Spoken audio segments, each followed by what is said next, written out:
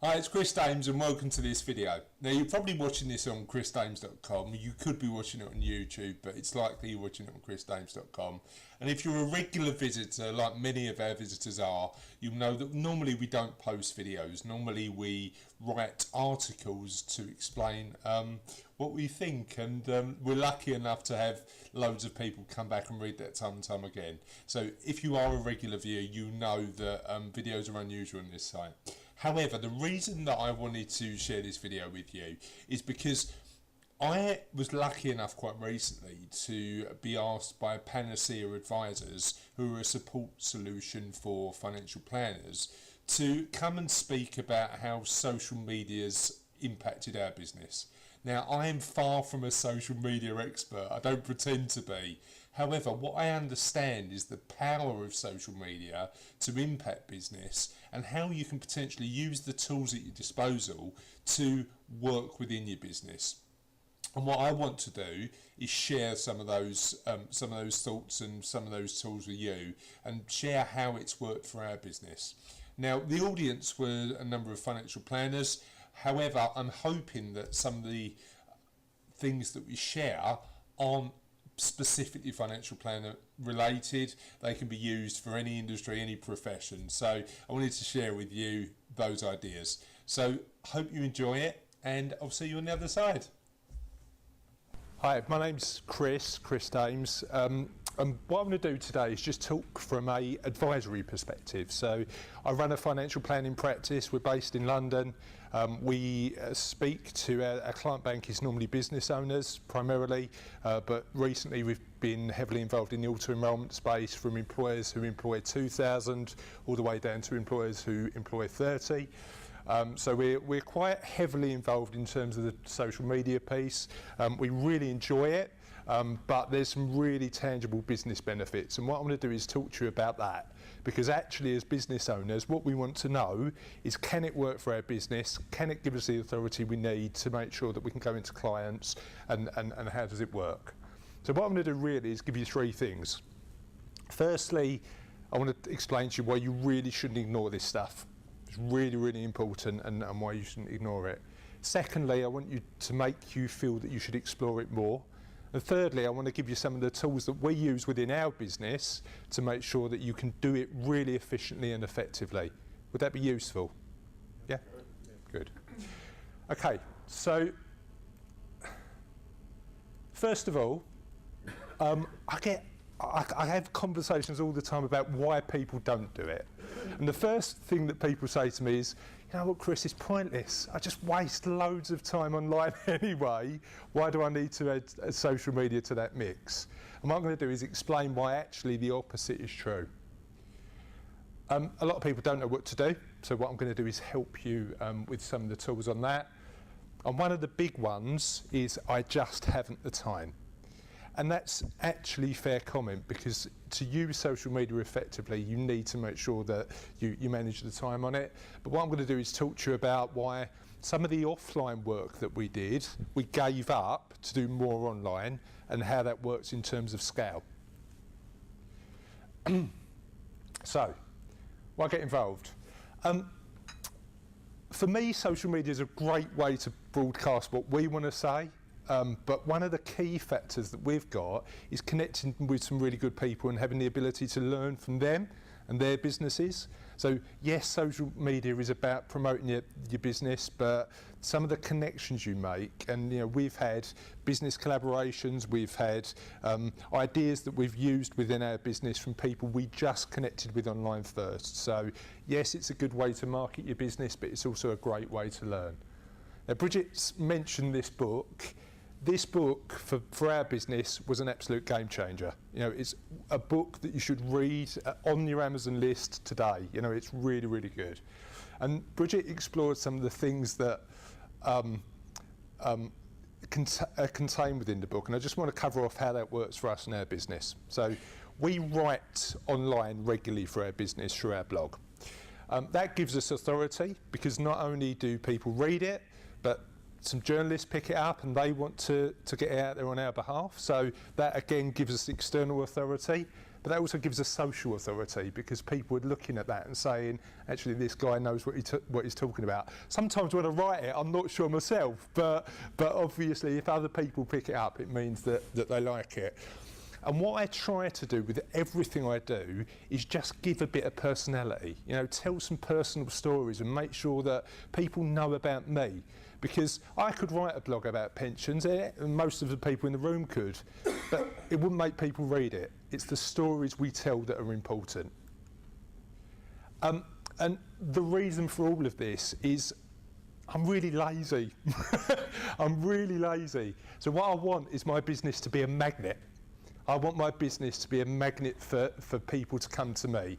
And what that means is putting the steps in place so that we do that. And actually, social media allows you to scale that magnet, to build that magnet in quite an efficient way. Really, really good. For me, content's key. You know, the main thing for me is building really, really good quality content. So what we do is we write for our business website 3 times a week, and I write personally probably twice a week. Now people say to me, "How have you got the time?" And I'll explain why we donate so much time for that, because it has a massive amount of impact. I like to tell stories. I love to tell stories. Even as a financial planner, you'll always sort of see me telling more stories than talking technically, because I think that's what people really connect with. And the first time I realised the power of social media was when I got a call. So I've been doing it for about 6 months, been writing for the blog for about 6 months. Got a call from a client who said to me, read your blog on approaching retirement and annuities, really, really liked it. Can we have a chat about how we might work together? I said, absolutely fine, let me understand a bit more about you. She said, wait. I said, what's going on there? Yeah, what? She said, how's your daughter Charlotte? So she'd read my stuff, she identified with me, she liked me, hopefully, and now we work together. So it's interesting how that works. So stories are incredibly powerful, and it's always worth telling some of those stories. However, you need to make your content unique. So the big thing for me is use your own ideas. Now, I've got a bit of a weird mind, so I write about a wide range of stuff. In recent blogs, I've written about social psychology, Greek philosophy, Mr. T out of the A-Team, which was a good one, and Barry Manilow. So I managed to get all of those in the blog because I want to make sure that my stuff's memorable and people come back and back and back and want to use it time and time again. Now, you might not want to, hopefully, you might not want to write about Barry Manilow and Mr. T from the A-Team, but you'll have your own ideas and your own unique concepts you want to share. Really, really powerful. And one thing that we always try to do in our blogs is have a call to action. So it's fine writing about what you know, but what you want to do is ask questions of your audience. Now that might not be, would you like to phone me if you want to discuss this further?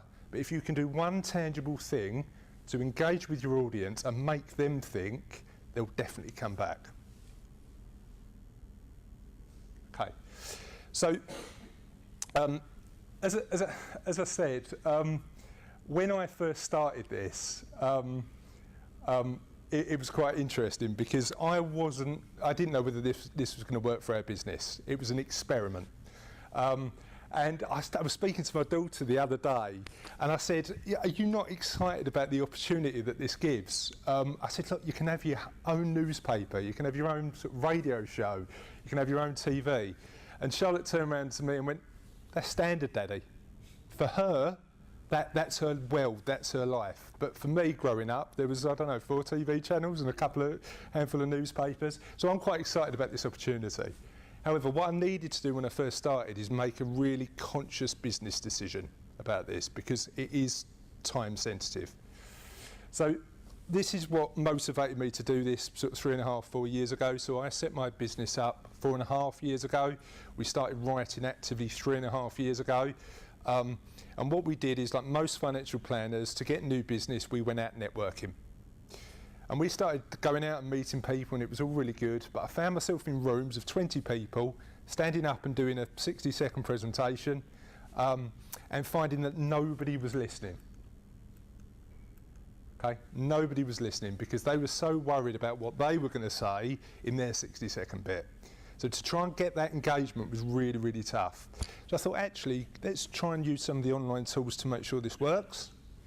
And the first week, we had 3 new visitors to the website. And I thought, this is rubbish. I'm better off with the 20 people because then I've got more scale. But then it started to build.